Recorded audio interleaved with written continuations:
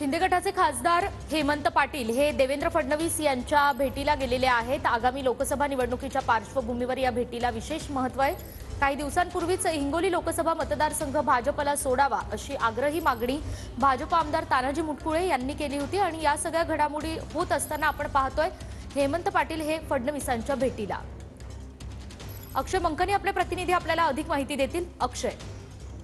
निकिता, खरं तर शिवसेना शिंदे गटातील जे हिंगोलीचे विद्यमान खासदार आहेत हेमंत पाटील ते थोड्याच वेळापूर्वी उपमुख्यमंत्री देवेंद्र फडणवीस यांची सागर या बंगल्यावरती भेट घेण्याकरता आलेले आहेत। खरं तर काल भाजपच्या 195 लोकसभा उमेदवारांची पहिली यादी जी आहे ती जाहीर करण्यात आलेली आहे आणि लोकसभा उमेदवारांच्या अजून याद्या ज्या आहेत भाजप आणि महायुतीकडनं जाहीर करणं महाराष्ट्र राज्यातील बाकी आहेत आणि त्यातच हिंगोलीच्या लोकसभा जागेवरती भाजपकडनं दावा करण्यात आलेला आहे। त्याचमुळे भाजपच्या शीर्षत्व नेतृत्वांची भेट जी आहे ती अनेक शिवसेना खासदार घेताना पाहायला मिळते। त्यातच आज सकाळी हेमंत पाटील जे शिवसेनेचे हिंगोलीचे विद्यमान खासदार आहेत ते देवेंद्र फडणवीस यांची सागर या बंगल्यावरती भेट घेण्याकरता आलेले असल्याचं सध्या तरी आपल्याला पाहायला मिळत आहे।